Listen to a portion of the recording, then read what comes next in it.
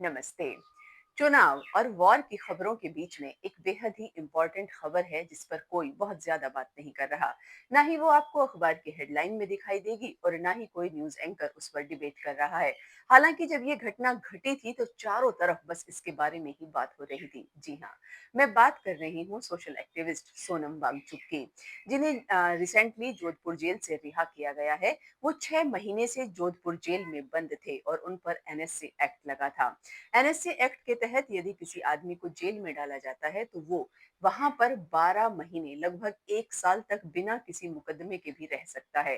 तो इस मामले में वांगचुक थोड़े से हम कह सकते हैं कि लकी रहे कि वो 6 महीने में वहां से रिहा हो गए और होम मिनिस्ट्री या सरकार की तरफ से इस बात का कोई बहुत ज्यादा ऑब्जेक्शन नहीं किया गया और उन्हें आराम से जमानत मिल गई और एनएसए का दाग उन पर से हट गया।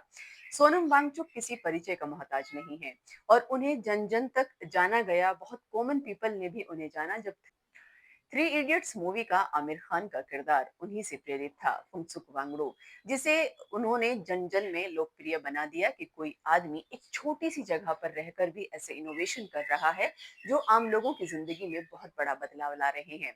सोनम वांगचुक एक एजुकेटर हैं, सोशल एक्टिविस्ट हैं, पर्यावरणविद हैं और जिनके नाम बहुत सारी उपलब्धियां हैं।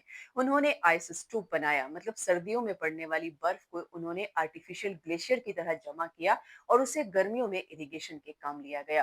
उन्होंने इंडियन आर्मी के लिए हीटेड टेंट बनाए जो बहुत ऊंची पहाड़ियों पर जब वो तैनात रहते हैं तो उनके लिए बहुत हेल्पफुल थे।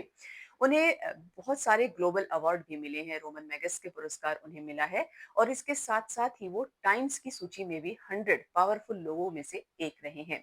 तो ऐसा क्या हुआ कि ये ग्लोबल स्टार एक ही दिन में हीरो से विलन हो गया? तो थोड़ा सा उनकी लाइफ के बारे में जानते हैं कि उन्होंने अपनी जिंदगी की शुरुआत कहाँ से की। 1 सितंबर 1966 को जन्मे वांगचुक एक लद्दाख के छोटे से गांव में उनका जन्म हुआ था। छोटा सा गांव इसलिए क्योंकि वहां पर एक प्राइमरी स्कूल भी नहीं था। उनकी शुरू की जो प्राइमरी एजुकेशन है वो उनके घर पर ही 9 साल तक उनकी माँ ने उनको सिखाया या अक्षरों से उनका ज्ञान कराया और उसके बाद उन्हें श्रीनगर पढ़ने के लिए भेज दिया गया। उन्होंने वहां एनआईटी से मैकेनिकल में बीटेक किया और उसके बाद फ्रांस के स्कूल ऑफ आर्किटेक्चर से आर्किटेक्चर में एक कोर्स किया। उसके बाद उन्होंने अपने करियर के शुरुआती दिनों में लद्दाख मैलोंग नाम की एक मैगजीन निकाली, प्रिंट मैगजीन निकाली, जो उस वक्त लद्दाख में छपने वाली केवल एक इकलौती मैगजीन थी। और उसके बाद सरकार ने उन्हें HIAL नाम की एक संस्था के लिए बहुत सारी जमीन अलॉट की।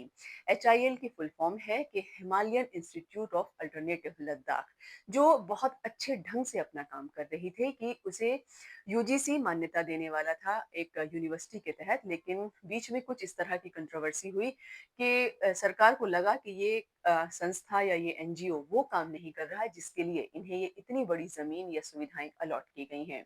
और उसके बाद ये विवाद जब शुरू हुआ, इसकी शुरुआत वहां से हुई कि वो लद्दाख पहले श्रीनगर और जम्मू कश्मीर के साथ एक हिस्सा था, लेकिन धारा 370 हटने के बाद से उसे यूनियन टेरिटरी बना दिया गया। लेकिन तब सरकार की तरफ से ये आश्वासन दिया गया था कि बाद में इसे पूर्ण राज्य का दर्जा दिया जाएगा। हालांकि सरकार के लिए ये बात आई गई हो गई और उसके बीच में श्रीनगर और जम्मू को स्टेट का दर्जा मिला और वहां पर इलेक्शन हो गए। लेकिन लद्दाख सरकार की लिस्ट में कहीं भी नहीं था। या तो हम ये मान सकते हैं कि वो एक बॉर्डर की स्टेट है या बॉर्डर के पास की जगह है जो थोड़ी सी सेंसिटिव है और सरकार के लिए उसे राज्य का दर्जा देना नेशनल सिक्योरिटी के लिए कोई इशू हो सकता है। और दूसरी डिमांड जो वो कर रहे थे वो थी छठवीं अनुसूची। छठवीं अनुसूची का मतलब होता है कि वहाँ की जो भी रिसोर्सेज हैं उस पर केवल वहाँ रहने वाले लोगों का हक होगा। तो HIL का कैसा यूज उसके बाद वांगचुक करते हैं ये उनकी अपनी पसंद होगी, सरकार का उस पर कोई दखल नहीं रहेगा। 2025 के सितंबर में इस सारे झमेले की शुरुआत हुई कि ये नेशनल हीरो एक दिन में विलन बन गए।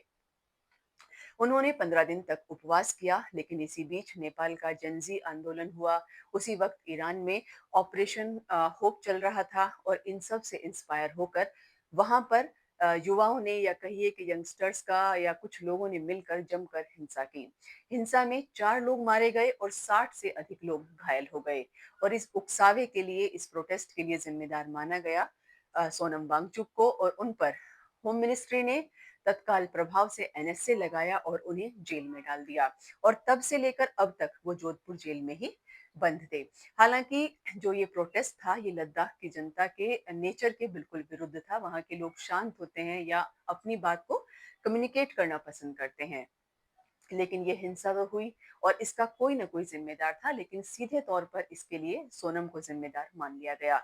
उन्होंने एजुकेशन के लिए जितना काम किया और प्राइमरी बेसिकली प्राइमरी एजुकेशन के लिए उन्होंने बहुत काम किया और उनकी संस्था में, उनकी इस एनजीओ में उनका भरा पूरा साथ दिया उनकी पत्नी गीतांजलि ने, जो खुद भी हार्वर्ड से पास आउट हैं और बहुत ज़्यादा एक्टिवली वर्क करती हैं। अब देखने वाली बात है कि इतना बड़ा इंटेलेक्चुअल पर्सनैलिटी क्या अपने ये 6 महीने भूल जाएगा? या एनएसए का इतना बड़ा दाग क्या इतनी आसानी से उनके करियर से तो हट गया, लेकिन क्या उनके दिल और दिमाग से भी हट पाएगा? या वो ये भूल पाएँगे कि उन्हें किस तरह से एक प्रिज़नर की तरह, कैदी की तरह ट्रीट किया गया और हर एक इंसान की उँगली उनके ऊपर उठी थी। क्योंकि हम अच्छी चीज़ें भूल जाते हैं, लेकिन बुरी चीज़ भूलना बहुत मुश्किल होता है। तो होप सो कि ये सब चीज़ें जल्दी ही सॉर्ट आउट हो जाएँ या कहें कि सरकार ने उसका रास्ता निकाल लिया है कि उन्हें एनएसए से हटा दिया गया। लेकिन इस बात का जवाब कौन देगा कि अगर कोई आदमी जो है निर्दोष था, तो उसे 6 महीने जेल में क्यों रहना पड़ा? और अगर वो दोषी था, तो उसे 6 महीने बाद आप रिहा क्यों कर रहे हैं? बहरहाल जो भी हो सकता है कि सोनम वांगचुक इसे भूल कर आगे बढ़ें और जो उनका काम है एक्टिविस्ट के तौर पर, एजुकेशनर के तौर पर, वो उस काम को आगे बढ़ाएँ। ये राजनीति के उसमें एक अच्छा इंसान अपने टैलेंट को ज़ाया ना करे और समाज के लिए वो सब करता रहे जो वो करना चाहता है। हम होप करते हैं कि इस तरह की प्रोटेस्ट लद्दाख में दोबारा ना हो। चाहे वो यूनियन टेरिटरी रहे या उन्हें पूर्ण राज्य का दर्जा मिले, लेकिन शांति और सद्भाव बना रहना चाहिए, ऐसी हम उम्मीद करते हैं। और वांगचुक को हम उनके भविष्य के लिए बहुत सारी शुभकामनाएँ देते हैं। उन्हें कभी ज़िंदगी में इस तरह की पेनफुल सिचुएशन दोबारा से फेस ना करनी पड़े और अच्छे-अच्छे इन्वेंशन से वो समाज की भलाई करते रहें। Thank you.